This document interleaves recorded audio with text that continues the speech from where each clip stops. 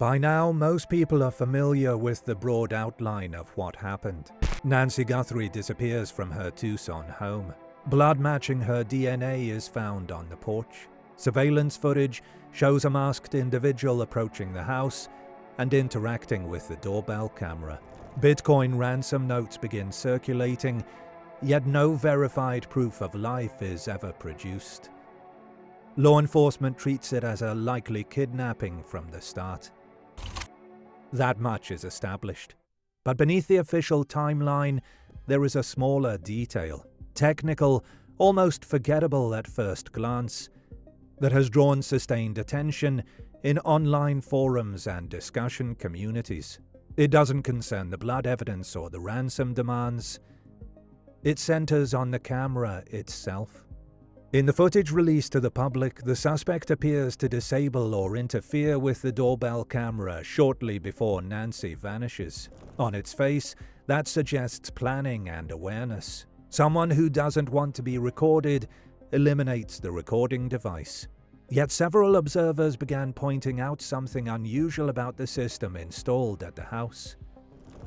The type of doorbell camera in question only stores continuous footage to the cloud if an active subscription is maintained.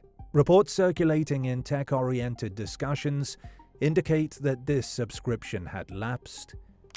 If that is accurate, then there was no full, uninterrupted cloud archive of that night. What investigators later recovered appears to have been extracted directly from the device itself, which means the publicly released footage may represent only a fragment of what briefly existed before being overwritten. That subtle distinction has become central to the speculation. If the camera was not actively backing up to the cloud, then disabling it may not have been necessary to prevent long-term recording, which leads to a more uncomfortable possibility. Was the suspect truly cutting off a live archive, or was he interacting with a system that was already functionally limited? Some sleuths have even suggested that covering or tampering with the camera could have been performative, a way of signaling sophistication or control, when in reality, the device was not preserving much data to begin with. One commenter summarized the idea starkly. They didn't cut the camera. They knew it wasn't storing video. The intruder may have just covered it to make it look like they disabled it. If that theory holds weight, the implications shift dramatically, because knowing whether a home security system is fully active is not something a random passerby would typically understand. It suggests familiarity, either with the property itself or with the technical setup inside it. That possibility opens the door to a more targeted scenario, one involving someone who had prior access to the home or knowledge of its security patterns. From there, the speculation branches outward. Some believe the individual captured on camera may have worked at or near the residence at some point. A maintenance worker, a caregiver, or a neighbor who had reason to observe the system over time. Others focus on the ransom notes, noting the absence of verified proof of life and suggesting the Bitcoin demands could have been opportunistic, perhaps unrelated to the person physically present on the porch. The footage that was released is brief and angle restricted, given that it was recovered from fragmented back-end data rather than a continuous cloud archive. It may not reflect the entire duration of activity outside the home. That limitation doesn't confirm additional participants, but it prevents us from ruling them out with confidence. In many cases, it is not the most dramatic evidence that ultimately changes everything. It is the overlooked setting, the small technical oversight, the detail that seems too mundane to matter. Here, that detail may be a lapsed subscription on a doorbell camera. If the suspect mistakenly assumed the system was offline, that could represent a miscalculation. If he correctly understood its limitations, however, that suggests foreknowledge, and that distinction between assumption and knowledge may quietly determine whether this disappearance was random or informed. In a case defined by missing proof of life, ambiguous ransom notes, and a single masked figure caught on camera, the question of what that camera was truly capable of recording may turn out to be far more important than it first appeared. The detail everyone overlooked. It took more than a week after Nancy Guthrie's disappearance for authorities to release usable footage from the doorbell camera at her Tucson home. And what that delay revealed was far more revealing about the case than the image itself. The video that ultimately showed a masked figure at the front door wasn't simply captured and stored in the usual way. It was recovered, extracted from fragmented and nearly inaccessible data deep within the camera's back-end systems. Officials initially indicated that the camera had been disconnected shortly before Nancy vanished, and that without a paid subscription, there was no cloud archive holding the incident on file. Most consumer doorbell systems only preserve footage in the cloud if the homeowner has actively paid for that service. Without it, recordings are overwritten or lost within hours. That understanding led early observers to assume the camera couldn't offer anything helpful. Yet the FBI and local authorities did release images and video in mid-February, meaning the data had to come from somewhere. What they ultimately obtained was not a neatly stored clip from a cloud account, but footage recovered through a painstaking forensic process involving residual data that persisted on servers even without a subscription plan. That single detail, where the video came from and how it was retrieved, quietly challenges several assumptions about the timeline and the suspect's awareness of Guthrie's security setup. If the camera wasn't recording to the cloud, then the conventional understanding of the interaction captured at the front door changes. The person seen in the footage was not necessarily disabling a live recording that would otherwise upload securely to the cloud. Instead, the device was already incapable of preserving that footage in the conventional sense. The nuance here lies in the technical reality. Doorbell cameras designed by companies like Google Nest will often send short event clips to the cloud, even without a paid plan, but those clips typically expire within hours unless actively saved. Meanwhile, the same cameras retain raw files on back-end servers or internal storage that are harder to access and require specialized recovery methods. That is precisely how investigators were eventually able to piece together frames of the suspect's approach.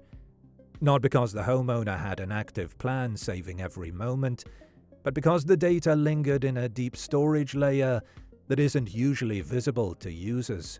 This fact subtly reframes the entire narrative of that video. The suspect's actions, approaching the front porch, interacting with the camera, may have appeared to be an attempt to cut off recording, but in reality, the camera's ability to secure the footage didn't hinge on anything the suspect did in that moment. The device's subscription status had already determined its recording fate.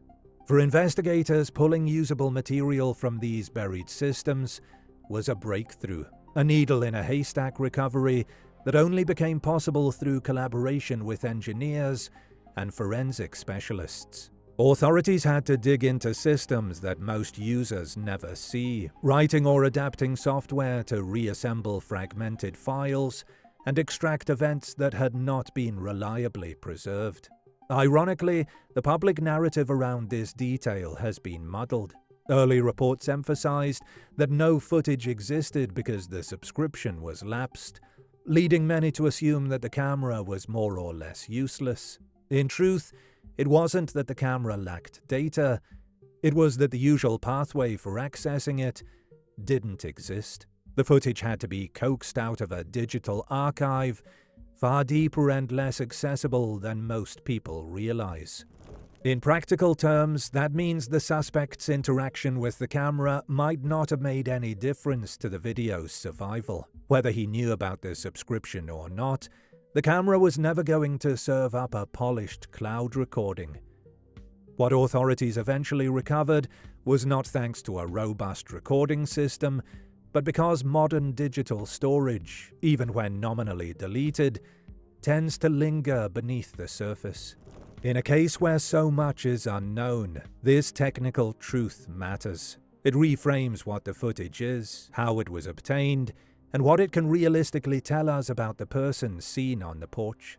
The detail everyone overlooked is not the presence of the camera footage itself, but the mechanism that made it retrievable in the first place. A mechanism that owes more to back-end data persistence than to active surveillance. And that distinction, small as it seems, quietly changes how we should think about this pivotal piece of evidence. Chapter 4. What that detail changes about the suspect. Once you understand how the camera actually functioned that night, the focus inevitably shifts away from the device itself and toward the person standing in front of it. If the doorbell system was not actively preserving footage through a cloud subscription, then the masked man on the porch was not interrupting a perfectly secure archive. The camera's limitations were already built in before he ever touched it. That detail forces a reconsideration of what his actions actually meant. There are realistically only two broad interpretations. Either he believed the system was fully operational and attempted to disable it out of caution, or he understood, at least generally, that the device was not backed by continuous cloud storage and therefore posed less of a long-term threat than it appeared to. Those two mindsets point to very different types of offenders. A random intruder who sees a camera will often react instinctively. The goal is simple: eliminate anything that might capture his face or movements. That kind of behavior does not require inside knowledge of the property or its technology. It only requires an awareness that cameras are dangerous. But an informed offender behaves with a different level of calculation. If someone knows that a system is limited, that it is not storing continuous footage, or that its data retention is temporary, then interacting with it becomes less about neutralizing a threat and more about managing appearances. The distinction may seem subtle, but psychologically it matters.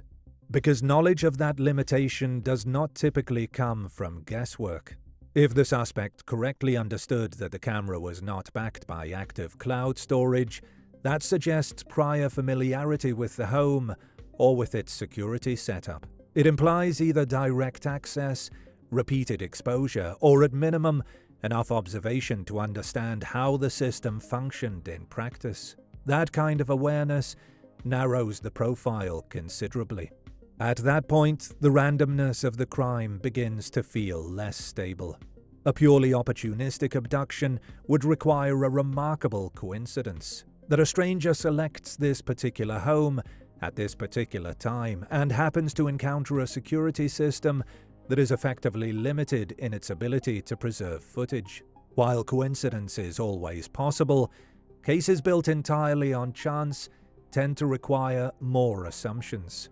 A targeted scenario, by contrast, requires fewer leaps. Someone familiar with the house would already know whether the camera was actively monitored or merely present. That familiarity could come from past work at the property, prior visits, technical servicing, or even prolonged observation. The critical point is not how that knowledge was obtained, but that possessing it reduces the role of luck. The ransom notes complicate the profile further. In traditional kidnapping for ransom cases, proof of life is usually introduced quickly to establish leverage and credibility. Here, no verified proof of life has been publicly acknowledged. The Bitcoin demands exist, but without confirmation of Nancy's condition, their strategic value is questionable. If the masked individual and the ransom messages are connected, the absence of proof of life is difficult to reconcile with a straightforward financial motive. If they are not connected, then the crime may not have been motivated by ransom at all. In that context, the camera becomes the only confirmed interaction between suspect and scene. Everything else, the notes, the silence, the speculation, exists in layers of uncertainty. What the subscription detail does is sharpen the behavioral question. If the suspect mistakenly believed disabling the camera would eliminate all evidence, that suggests a more reactive and less technically informed individual. If, however, he understood its limitations before acting, that suggests premeditation rooted in familiarity. Familiarity changes probability. When applying basic reasoning, the explanation that requires fewer coincidences often carries more weight. A suspect who knew the environment, or at least understood its security gaps, demands fewer assumptions than a stranger who simply benefited from an unnoticed technical blind spot. None of this proves that the offender had prior access to the home, but it shifts the analytical center of gravity. The case begins to lean away from randomness and toward informed selection. And once that shift occurs, the suspect profile tightens. Instead of an unknown opportunist moving through neighborhoods until he found vulnerability, the image becomes someone who may have chosen the environment deliberately. Someone who understood where the blind spots were before stepping into one.